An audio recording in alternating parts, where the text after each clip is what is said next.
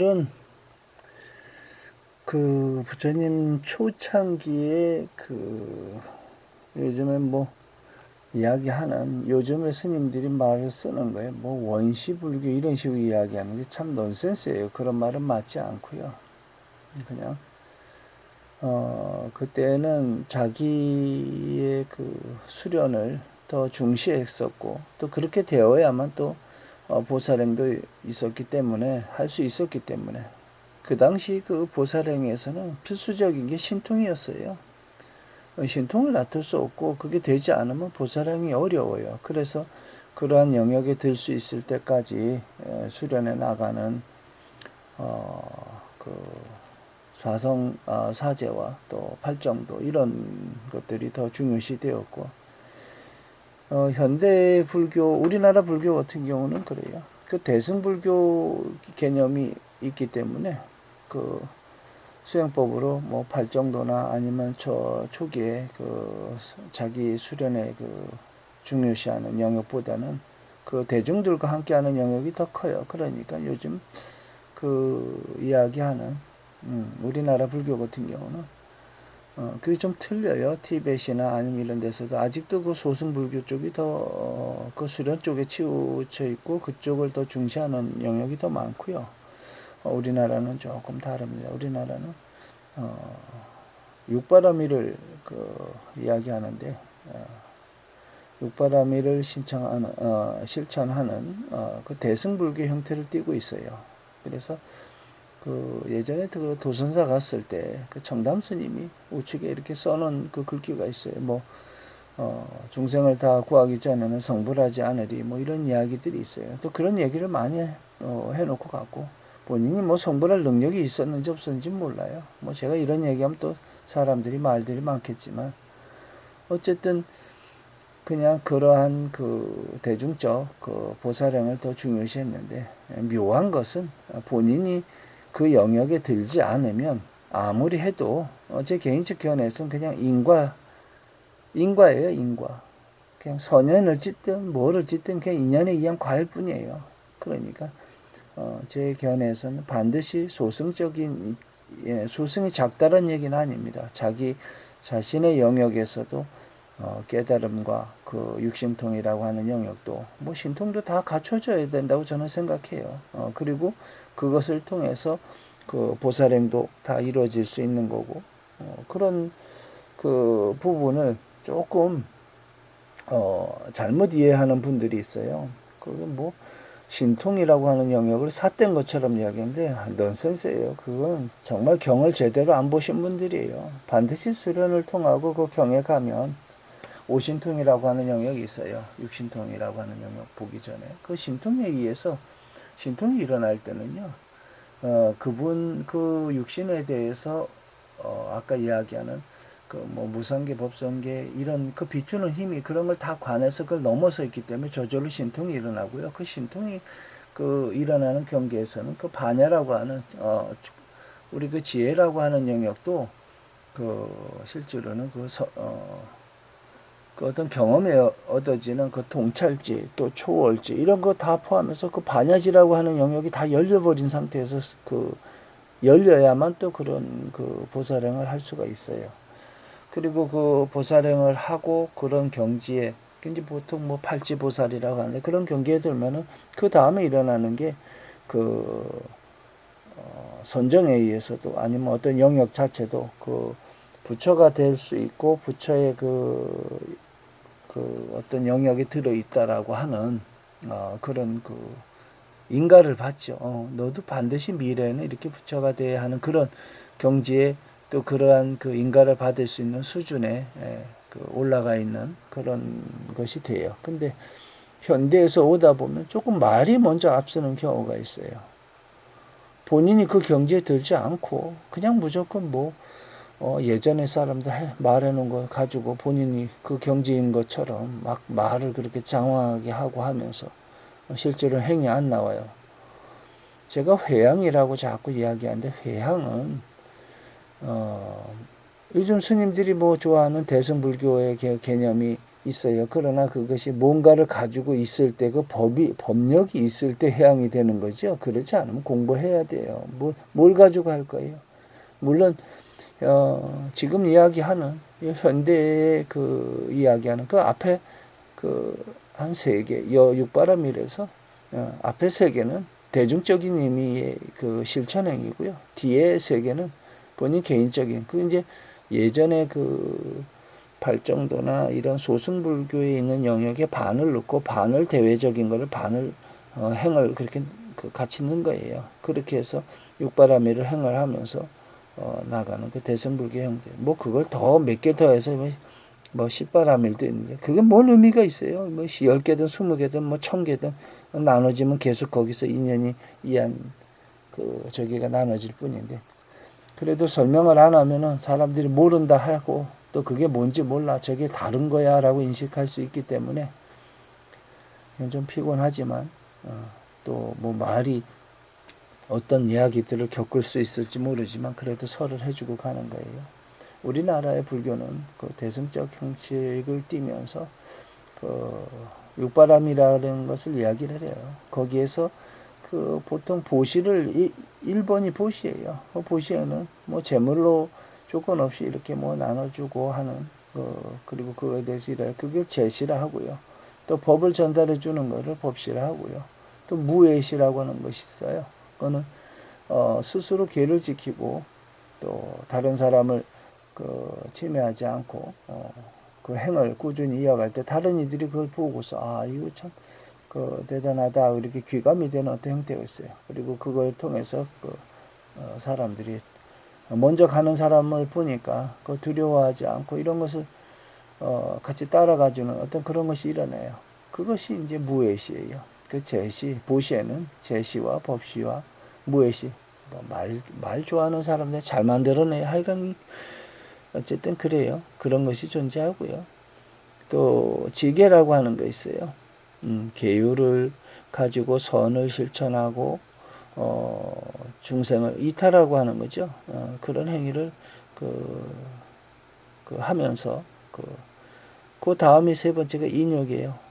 모욕이나 번뇌, 뭐 여러한 이런 것들이 들어와도 그걸 다 참아내면서 화가 나고 뭐 언짢고 뭐 이러더라도 누가 뭐라 해도 그걸 다 참으면서 그 앞에 얘기한 뭐 보보시가 됐든 뭐 제시가 됐든 또 그런 선을 행하는 뭐 그런 모든 그 부딪힘을 다 참고 넘어가는 그걸 인욕이라 그래요. 이 세 개 보시와 지계와 인욕 이 세 가지가 앞에 세 개, 육바라밀의 세 개의 그 행위고요. 그 다음 이야기하는 건 이제 소승적인 부분이에요. 요거는 제가 마음에 들어요. 하나는 정진이고요. 또 하나는 선정이고요. 하나는 반야예요. 근데 이거 세 개는 떨어질 수가 없어요. 왜냐하면 전생에 공부에서도 그렇고 지금 윤회하면서 계속 가고 있잖아요. 가면서 계속 수련의 인연이 닿으면서 계속 보고 가고 있기 때문에 이걸 정진이고요. 그냥 지금 현재 열심히 뭐 갑자기 한다가 아니라 이것은 윤회하는 과정 전체에서도 있는데 굳이 나눠 놓은 거예요. 그냥 말 좋아하는 사람들이 해놨기 때문에 사실은 뭐 별 의미는 없어요. 그냥 그렇다는 거예요.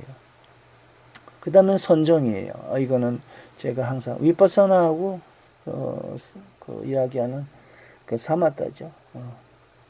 고요함을 본체로 해서 그 선정이라고 하는 그 삼매라고 하는 영역에 들어간다는 거예요. 그 정이에요. 그 선 관하는 거, 정, 그 삼매.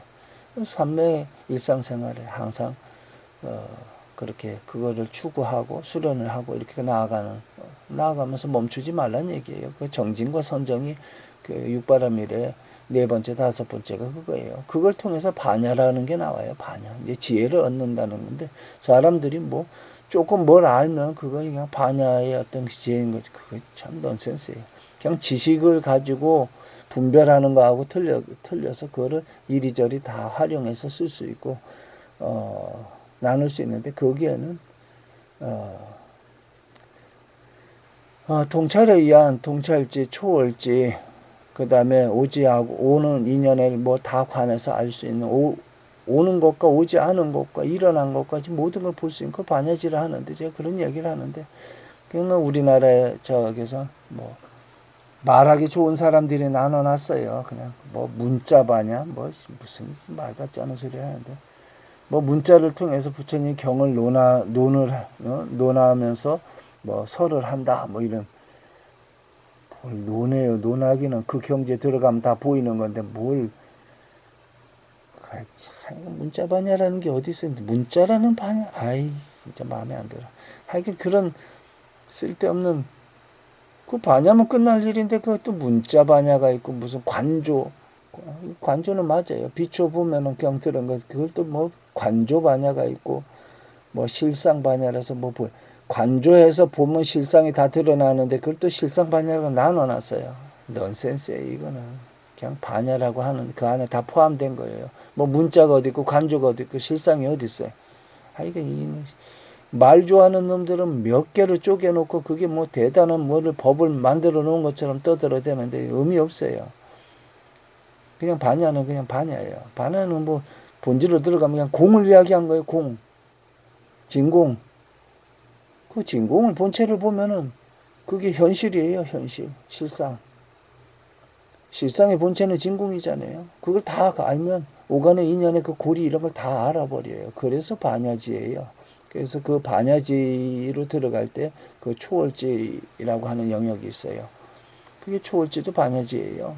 그 통찰 경험에 의해서 무엇을 어떤 방식에 의해서 뭐 일어난 걸 통찰지 또 초월지 뭐 선정해서 보는 그 초월지 이런 걸 이야기하는데 다 합쳐지면 그냥 그렇죠. 그냥 반야예요. 반야지. 걸림없이 반야 맑고 밝고 넓고 걸림없이 초월지 보이는 세계나 보이지 않는 세계나 오고 가는 인연에 대해서 또 뭐든지 그 관하에 비추면 다 드러나 보이니까 그 실상을 다 보아서 아는 것 그것을 반야지라 합니다. 어쨌든 육바라밀은 우리나라의 그 불교 같은 경우는 그렇게 이야기 6개를 추구를 해요. 대승불교에서는. 근데 그냥 뒤에 선정, 반야, 뭐 정지는 뭐 의미는 없어요. 저 꾸준히 평생 하고 나가고 그 다음 생에 계속 이어지기 때문에 뭐 이거 굳이 정진이라 무슨 공부하듯이 정진이 뭐예요? 사실 마음에 안 들어요. 근데 이렇게 그냥 현대 우리나라 불교들이 이걸 추구하니까 제가 그냥 말을 안 하면 또 육바라밀이 어떻고 뭐 떠드는 놈들이 많아요. 너하고는 달라 이렇게 하는 놈들이 있기 때문에 제가 그냥 육바라밀은 이런 것을 이야기하기 현실에 대승불교에서 추구를 한다 이야기하지만 별 의미는 없어요. 그 안에 뭐가 있어요. 본인이 깨닫지 않고서는 남들을 어떻게 어느 방향으로 손가락으로 가리킬 거예요. 안 그래요? 엄한데 가리킬 거 아니에요. 엄한데. 그러니까 결과적으로는 소승이 됐든 대승이 됐든 본인이 그 영역에 들지 않으면 남을 법을 설하기 어려워요. 그렇기 때문에 문자만 갖고 뭐 부처님 뭐 글이 어떻고 자꾸 떠들어대는 거예요. 왜 본인이 그 안에 안 들었기 때문에 문자를 가지고 계속 논한다 그래야 돼. 논한다는 거 설하는 거하고 논하는 거 틀려요. 그 글이 어떻고 저떻고 이런 놈들 진짜 마음에 안 들어. 하여간 육바라밀이 그런 게 있어요. 그런 영역인데 저 개인적으로는 본인이 그 경지에 들지 않고는 의미가 없다고 생각을 해요. 그냥 그 이타행의 어떤 전체적인 영역을 포함해서 이야기해 놓았기 때문에 그 대승불교의 영역인데 그 반야바라밀이라고 하는 영역은 그 육신통이라고 하는 영역하고도 굉장히 중요해요. 그 영역에 다 들어야만 그걸 가지고서 무엇인가의 그 행을 할 수 있고요. 그 행을 하면서도 그 일체에 그런 것이 있어요. 예전에 그 불경에 그런 얘기가 나와요. 보살이 전생에 보살이었어요. 또 어느 형제 이름 분이 만약에 일반인처럼 무엇을 하려고 한다면 그 일반인이라고 하는 그 범부라고 이야기하죠. 무엇을 하려면 그 삼매의 그 경지에 들면서 배워야 돼요. 그게 이제 능엄, 수능엄 삼매라고 이야기해요. 수능 끝없이 그 경지를 닦아서 얻어지는 그 수능엄 삼매라고 하는 경지가 있는데요. 그렇게 닦아서 무엇이 얻어져야만 그걸 갖고 그 보살행을 할 수가 있어요. 예를 들어 제가 한 생을 이번 생에 약초 공부하고 사랑 아픈 것을 보고해서 그 한 생에 왔잖아요. 편작의 법수를 얻었어요. 그럼 이거 갖고 하는 거예요. 보살행은 그렇게 시작되는 거예요. 근데 뭣도 없고 본인이 아무것도 뭔가 되지 않으면 뭘 할 수가 없어요. 그 보살행은. 뭐를 할 거예요. 그렇기 때문에 그 수능엄삼매라고 하는데 그런 영역에 무엇인가를 하려면, 예를 들어 재물을 하려면 재물을 많이 먼저 벌어야 될 거 아니에요. 벌어서 그 제시라는 것을 보시에서 그걸 할 수 있는 거고요. 법보시를 하려면 법의 영역에서 확 열려야 그걸 할 수가 있는 거예요. 그게 안 되는데 또 그 영역에서 뭔가 얻어지지 않았다면 아직 그런